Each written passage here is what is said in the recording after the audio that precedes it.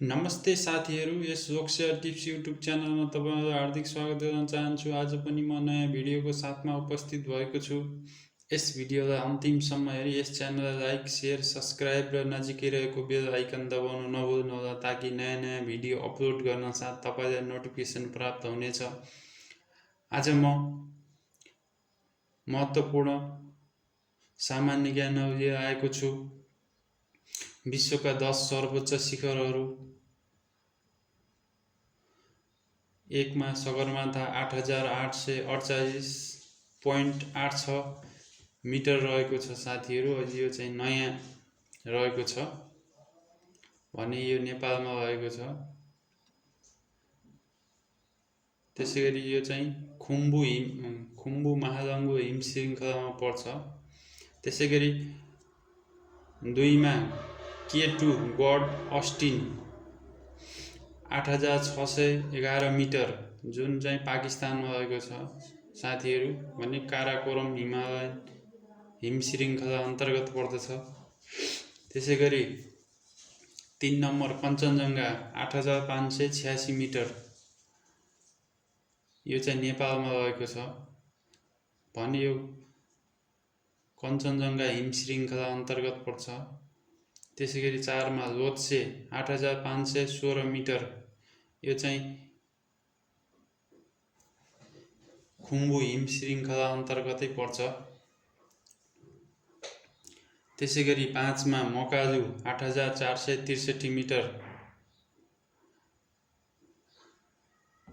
यो चाहिँ कुम्भकर्ण हिम श्रृङ्खला अन्तर्गत पर्छ साथीहरू। यो चाहिँ सङ्खुवा सभामा पर्छ। सगरमाथा सोलुखुम्बुमा साथीहरू, कञ्चनजङ्घा ताप्लेजुङमा, लोत्से सोलुखुम्बुमा, मकालु चाहिँ सङ्खुवा सभामा पर्छ साथीहरू। यो जिल्ला पनि थाहा पाउनु होला। त्यसैगरी चोयु 8201 मिटर यो चाहिँ सोलुखुम्बु जिल्लामा पर्छ भने यो खुम्बु हिम श्रृङ्खला अन्तर्गत पर्छ। खुम्बु अथवा महालङ्गुर दुवै भनिन्छ। यो चाहिँ नेपालमा रहेको छ। त्यसैगरी 7औं अग्लो शिखर चाहिँ धौलागिरी रहेको छ 8167 मिटर यो चाहिँ धौलागिरी हिम श्रृङ्खला अन्तर्गत पर्छ। यो नेपालमै रहेको छ। त्यसैगरी यो म्याग्दी र मुस्ताङमा पर्छ साथीहरू। यो दुईटा जिल्लामा पर्छ। त्यसैगरी 8औं अग्लो हिम श्रृङ्खला 8औं अग्लो हिमाल मनासु रहेको छ जसलाई किलर माउन्टेन पनि भनिन्छ साथीहरू। 8163 मिटर अग्लो रहेको छ। यो चाहिँ गोर्खा र धादिङ जिल्लामा पर्छ। यो चाहिँ नेपालमै रहेको छ। त्यसैगरी 9औं अग्लो शिखर नङमा पर्वत यो चाहिँ 8125 मिटर यो पनि पाकिस्तानमै पर्छ साथीहरू। त्यसैगरी 10औं अग्लो शिखर अन्नपूर्ण यो चाहिँ 8091 मिटर अग्लो रहेको छ साथीहरू। यो चाहिँ कास्की जिल्लामा रहेको छ भने यो अन्नपूर्ण हिम श्रृङ्खला अन्तर्गत पर्छ। यो पनि नेपालमै रहेको छ। नेपालमा 8वटा सर्वोच्च शिखर रहेका छन् भने 2वटा चाहिँ पाकिस्तानमा रहेको छ, माउन्ट K2 र नङमा पर्वत। यो ख्याल गर्नु होला साथीहरू। यो कर्मश मिलाउनुस् भनेर पनि आउन सक्छ तपाईलाई हैन। अनि यो दोस्रो अग्लो शिखर कुन हिम श्रृङ्खला अन्तर्गत पर्छ, कुन देशमा पर्छ, यसको उचाइ कति छ, यो चाहिँ काराकोरम हिम श्रृङ्खला अन्तर्गत पर्छ साथीहरू। यो चाहिँ 8611 मिटर पाकिस्तानमा। यो पनि महत्त्वपूर्ण छ। अनि यो चाहिँ सबै घोक्दिनु होला साथीहरू। जस्तो तपाईलाई सगरमाथा पछि दोस्रोमा कुन, तेस्रोमा कुन, चौथो, पाँचौं कर्मश मिलाउनुस् अथवा यतादेखि अन्नपूर्णदेखि यसरी मिलाउनुस् भनेर पनि आउन सक्छ।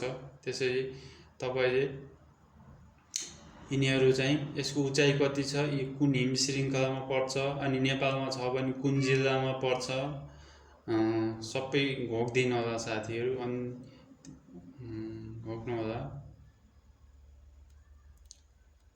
त्यसै गरी साथीहरू केही भौगोलिक उपनाम रहेको छ, यो चाहिँ विश्वको सबै रहेको छ। 1 मा युरोपको कारखाना बेल्जियम, 2 बतासको सहर सिकागो गो अमेरिका, सेतो सहर बेलग्रेड सर्बिया, 4 पूर्वको Venice Stockholm Sweden, 5 Switzerland of India Kashmir, 6 चिनीको भाँड। त्यसै गरी साथीहरू 7 नम्बर चिनको दुःख वाङ्गो नदी, यसलाई पहेँलो नदी पनि भनिन्छ साथीहरू।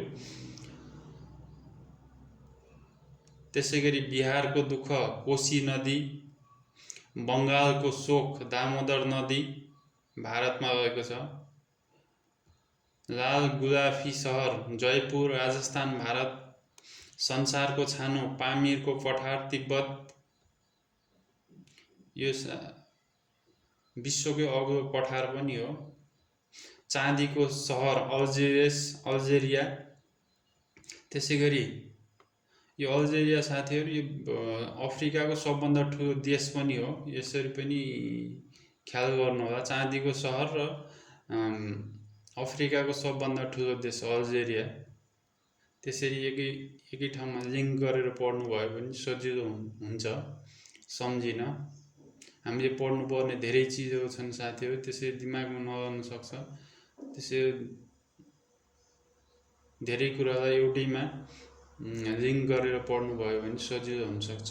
अरबियन सागरकी रानी कोचिन वा कोची केरला इन्डिया रहेको छ।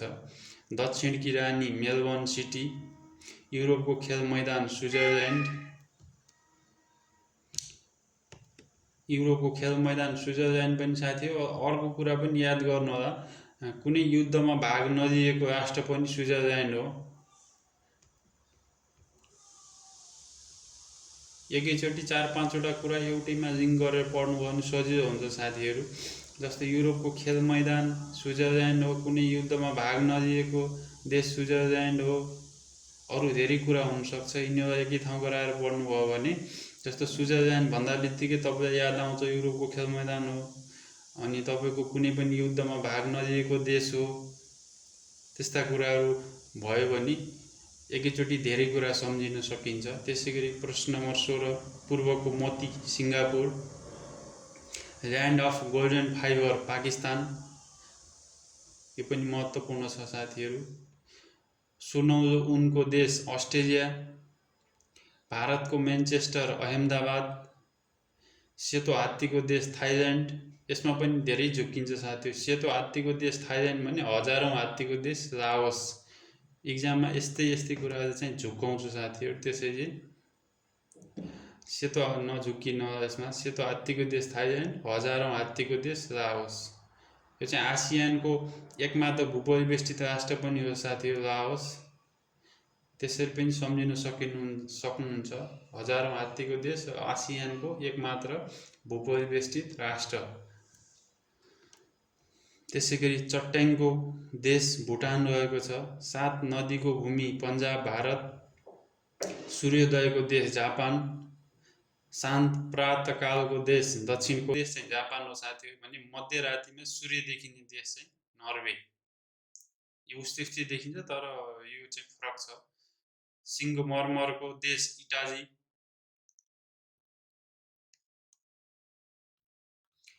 त्यसै गरी 28 मा हजारौँ तालको देश फिनल्यान्ड, स्वर्ण मन्दिरको नगर अमृतसर भारत, रङ्गी बिरङ्गी कपास उब्जने देश रसिया। त्यसै गरी केपको देश स्कटल्यान्ड, इतिहासको बत्ती युनान ग्रिस, भूमध्य सागरको साँचो जिब्राल्टर, पवित्र भूमि जेरुसलेम।